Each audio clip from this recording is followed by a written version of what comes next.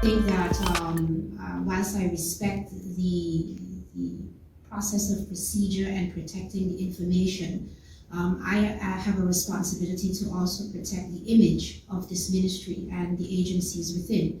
There's a lot of misconceptions that are there as well, and so when we start to see social media and persons having their own personal opinion, and then persons are jumping on, so to speak, the bandwagon of the information, not having all the facts, it skews the perception of the hard work that law enforcement does. Now, I'm not saying that there aren't instances where officers misstep or have gone beyond, and those missteps needs to be addressed. And then I seek for Chief to be able to do that, and we do those together when necessary. I do agree with you that the reporting of conclusion of cases are not necessarily publicized. And that is something I guess we have to get into a rhythm. And I'd like to be able to see that. I'd like for our agencies to put out the conclusion so that the public and those who are waiting to know what the status of the matter is can be aware. The thing is, in operations, every day there is mounting of incidents that take place, so they go from one to the next to the next. And sometimes once a case is solved, it's like it's solved, it's done, we're moving on. But we do have to bring a rhythm where we are bringing conclusion to the public as well, and it's something that I'm going to look into further with all agencies to be able to do so in the future.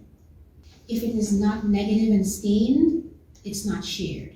When positive information is provided, so let's say, for example, an officer is exonerated from a situation, no one shares that. No one uses the same energy of putting out the negative press to confirm and let everyone know that, okay, so after the investigation, it was proven that what was assumed to be the circumstances entirely was not.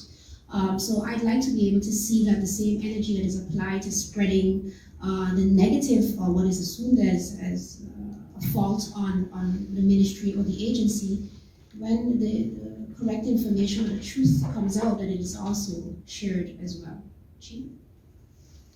None of the 4 officers, I want to say it a bit different than you said, none of the 4 officers that was at the scene are suspected. So there were even more than 4 officers at the scene. There were traffic officers, there were officers who transported the person to the station, and there were officers who made arrests. So it was not in the sequence of 4 officers making arrests. We had contact with the victim and the family, etc., to proceed to see if they wanted to file the complaint by the Internal Affairs. And they informed us that they prefer to do it on advice of their legal, to do it at the National Detectives, which we also applaud, because the truth have to come out, and we want to come to a conclusion as soon as possible. Indeed, this was a bad look. A bad look in the sense of, I don't know if it's public knowledge, but our officers are required to train 4 times a year in use of force, and 4 times a year making an exam. That's a heavy investment that we do for the officers. Yes, it can go wrong, but we are trying to do it as professional as possible. And when I see those photos, if it was done by the officers, that was wrong. But like I said, I'm hinting again, it's not a clear cut that all of this happened during the arrest. So a couple of things play a role here. One is, we would hear that the Prime Minister, for example, reiterates that by law, it states that children under the age of 16 should not be in public, adult-like setting events, right? And in my opinion, we can justify that, Juve and these types, unless it's like children parade and it's fit for children, but these types of events is usually for adults. We see that the actions of the kids are participating in these events comes along with them feeling the need to be intoxicated like an adult would do. I do strongly believe that we have to also recognize the the responsibility and discretion of a parent to decide whether or not their child should be a part of such an event. Yes? That aspect needs to be there, and so it cannot be solely on government to bring a management to that. Enforcement can do where, okay, if you're too young, you shouldn't be, but we will have to make a collective decision on that and how we are going to deal with it going forward. That is a hefty task to place on KPSM, because I myself attended to see what that juve would look like, and there were a lot of children, honestly speaking. So to put that burden, so to speak, or that task, I should say, on KPSM to have to cipher out or shift out children out of it is a lot. So we really rely on parents to do their part. But I think that it's important for Turning Point, Dr. Thomas, to be able to give us some insights about what they are seeing, how they have been dealing with it, and what is in the pipeline to be able to work as a organization that's a part of the Ministry of Justice to address this. Dr. Thomas? Good afternoon, everyone. My voice is a bit grudgy. So it's been, like, I will say over the past 2 years, we've noticed an increase in substance use where our students are concerned. We saw it before, but it has gotten worse over the last 2 years. So as Turning Point, what we did in collaboration with the Ministry of Justice is we came up with different programs. So we wanted to go into the schools a while ago. That did not happen as planned for different reasons that I'm not going to go into right now. But we plan this year, moving forward, to really start a campaign on alcohol, but also substance. So when we say substance, a lot of us think that our students are only smoking marijuana or drinking alcohol. No, we're faced where our students are using cocaine, our students are pumping pills. So the behavior that the teachers are gonna come across is unfair to them, because the teachers as well are not trained for this. They're trained to come to work and teach our children, but now they have to deal with students coming to school under the influence of drugs. So as Turning Point, what we did as well is that we create some materials where we go into the school, and then we also sit with not only the students, but we sit with the staff, the guidance counselors, and the teachers, so we can also educate them on what to look for. There is different behaviors that is associated with different drugs.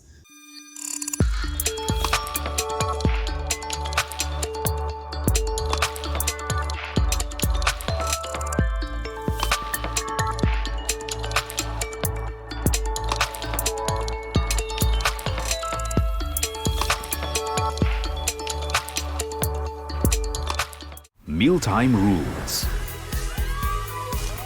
Don't serve yourself first. Do not eat with your mouth open. Don't rest your elbows on the table. Don't make noise when eating. Does not apply when enjoying KFC buckets.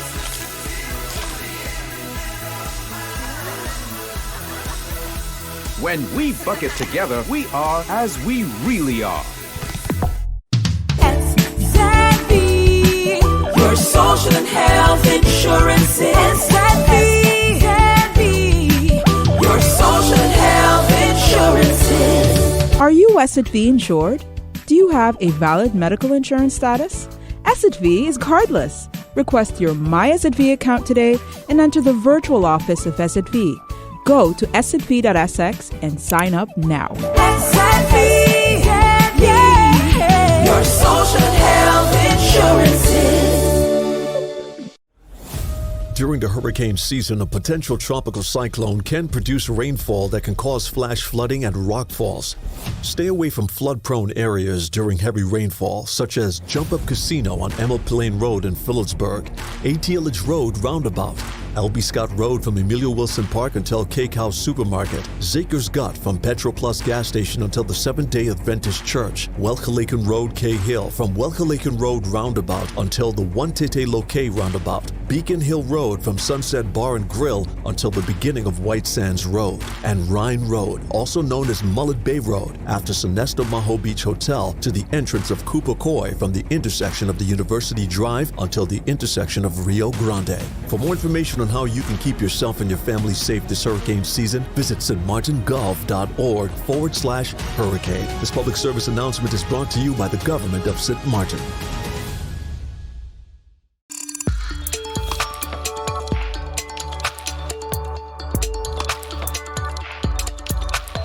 Prime Minister, can you tell us when is the Remuneration Law Article 8, when will the amendment be made so that civil servants can become compensated accordingly? For example, the current management team of facilities. For the majority of people, mostly the civil servants will know what I'm talking about, but de bezoldigingsregeling ambtenaren, known as the BRA, is the law that regulates hiring, firing, etc., the remuneration of our civil service.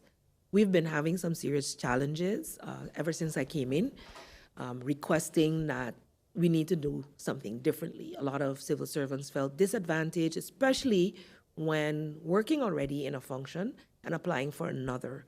The policy was being applied in a manner that was a bit punitive.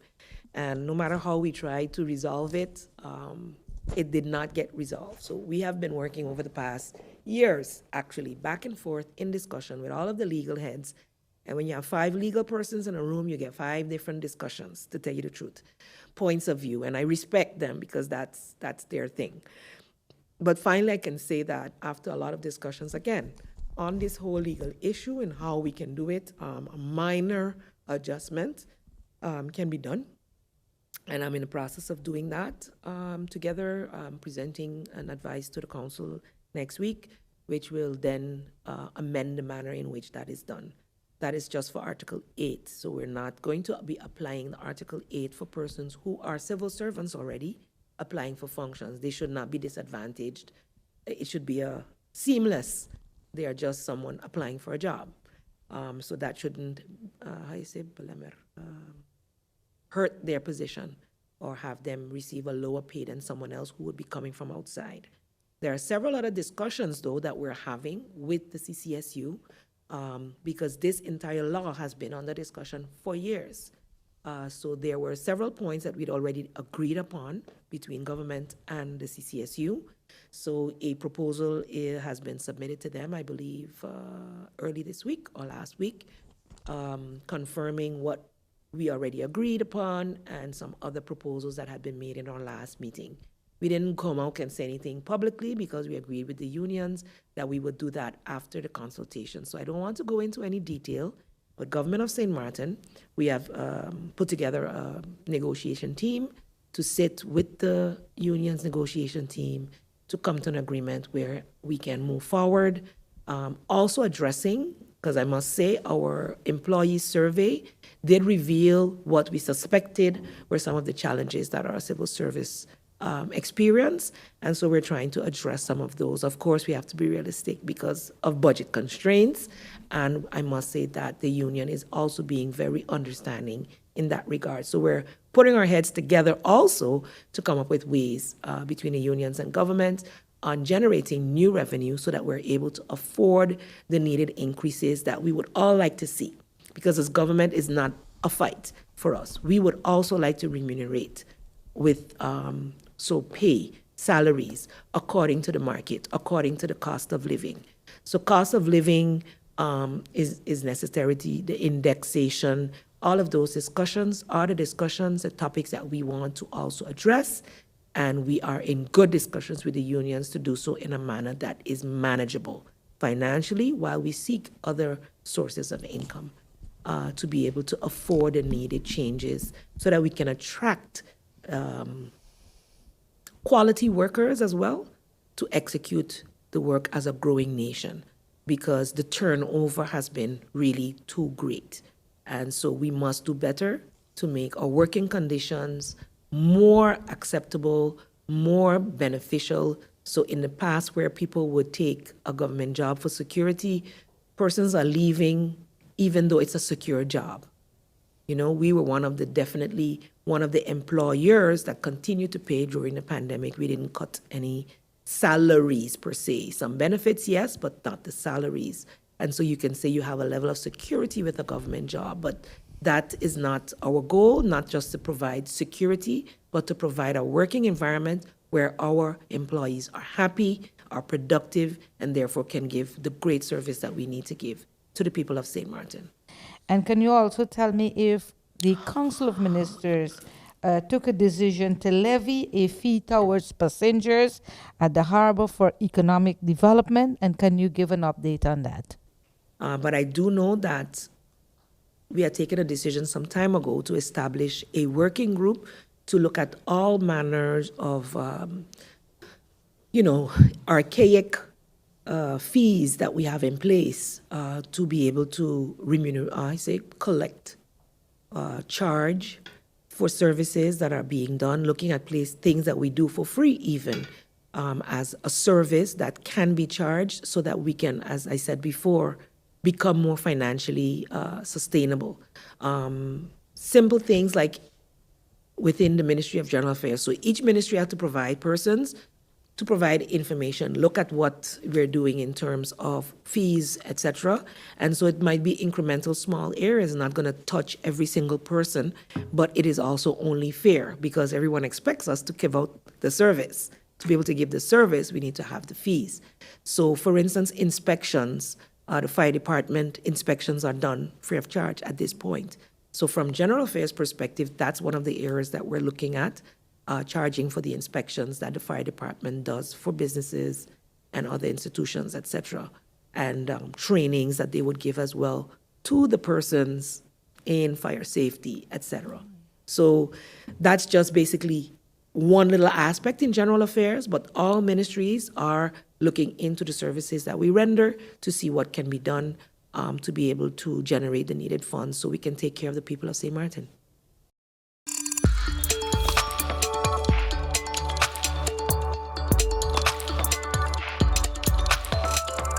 If we don't get to a livable wage, we will continue enhancing poverty in this country because there are 70+% of our working population earning less than a livable wage, which means they are living in poverty.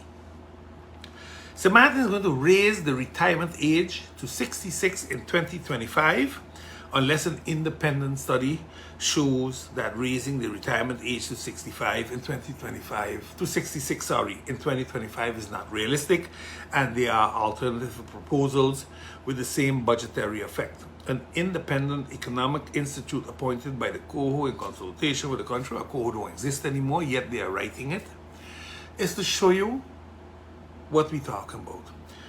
We'll map out the structural budgetary effects, for the affordability of pensions and Social Security if the retirement age is raised to 66 years in 2025, and where to be further raised by the indexing to life expectancy, and will calculate any alternative proposals. The outcomes will be presented to St. Martin and the Netherlands, followed in consultation by an assessment of how the study results should be implemented. Now, let me simplify this for you all. Very simple. The Dutch has placed a condition that we need to raise our pension age from 65 to 67. In Holland, they are going all the way up to 70 years already. The life expectancy of a man is approximately 78 years, and that of a female is about 81 years. That's the average life expectancy. So if you work till 67, you have 11 years of pension as a man, and as a woman, you have a little more. I think it's, what I said, 81, so you have 14 years, of pension. That's what they're telling you. You work 35 years to get a full pension, and then you have 8 years or 11 or 14 years. But in this sentence, they throw in that they will see how to continue increasing based on life expectancy. Now, for pension funds to be able to meet the quota of the pensions, they have to be above 104% of the pension quota. 104%, that means they always have a balance, a surplus going over positively. Holland is becoming grayer and grayer, so it's getting more and more expensive in Holland. So they keep raising the pension age. You notice also in Holland there's significant shortages on certain professions because people are not studying them. Now in St. Martin it's a little different because we do have a lot of people that are studying, but they're not coming back. So good paying jobs are not coming back to St. Martin to pay into the pension fund. We talk about creating a national health insurance. But we also have to look at what's going to happen with people when they go on pension. Because we take care of them medically, they live longer, but we have no provisions for them. We have a stipend that we give in the AOV, but the AOV ain't gonna last. Not the way things are going now. Ain't gonna last. And if we have now that AOV is paid to everybody who lived in St. Martin, irregardless to where they are living now. So a money flight out of the country from AOV funds is seriously taking place right now. Let nobody fool you with that. Ask the minister to get those numbers and put them out publicly. And you will see how much money leaves this country.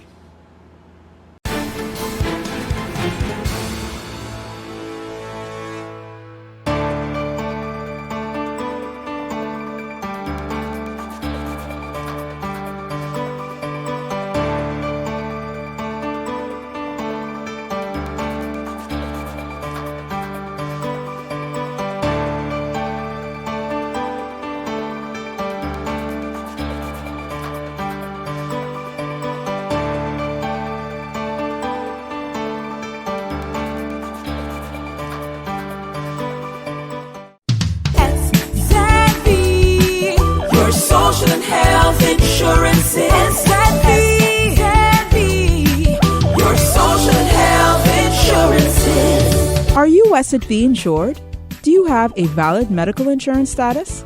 SXV is cardless. Request your My SXV account today and enter the virtual office of SXV. Go to sxv.sx and sign up now. Your social and health insurances. With you, the new Kentaco. A combination that will surprise the most curious palates. Combining the deliciousness of KFC chicken and the practicality of a taco. With a doubly delicious ergonomic shape. Wow! Compatible with all types of bites. New Kentaco. Enjoy a double-breaded chicken breast with our secret recipe. Cheese, lettuce, and tomato. New Kentaco, the innovation that's in everyone's mouth. It's hurricane season. Are you prepared? Here are a few tips to keep in mind to help keep you and your family safe. The Atlantic hurricane season runs from June 1st to November 30th, with the peak occurring between mid-August and late October. This hurricane season, be sure to put together a go bag. A disaster supply kit including a flashlight, batteries, cash, first aid and supplies, medications, and copies of your critical information if you need to evacuate. This public service announcement was brought to you by the government of St. Martin.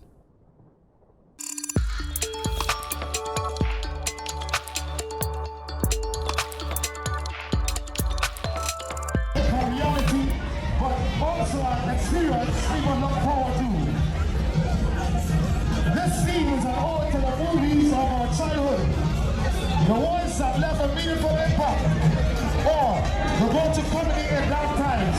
Here's a celebration of the movies that we entertain.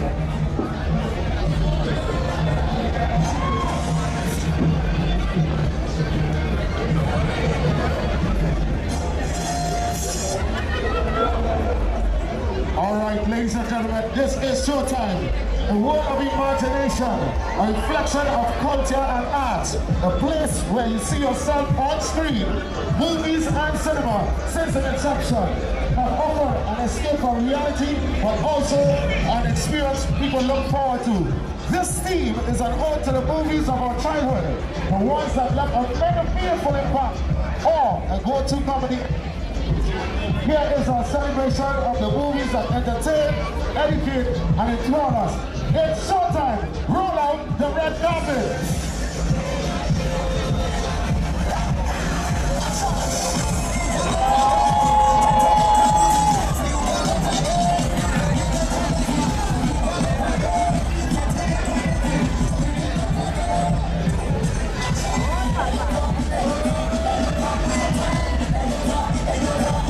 It's showtime.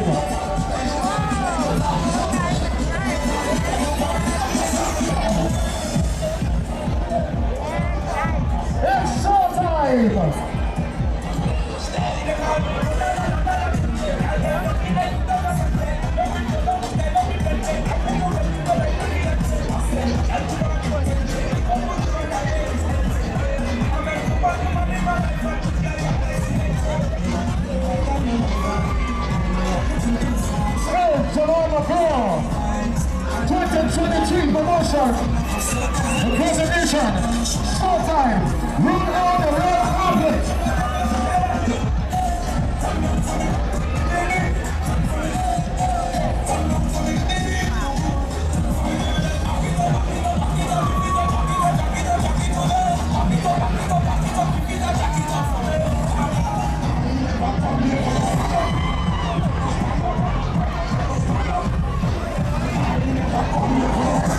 This is Toronto Carnival.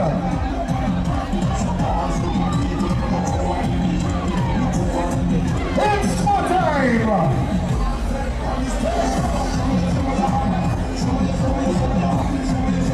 Roll out the red carpet.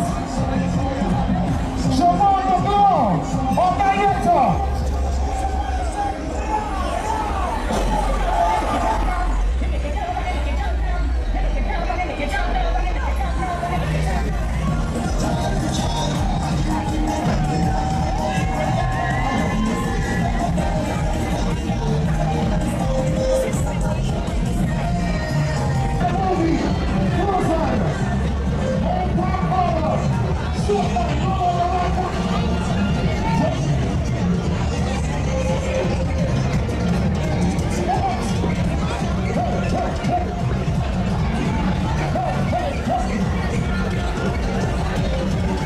Section number 2, Frozen.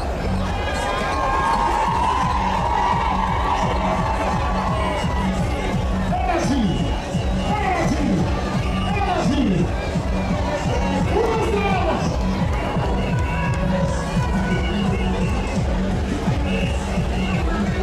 Section number 2, it's Frozen. Of course, it's part of the movie Frozen.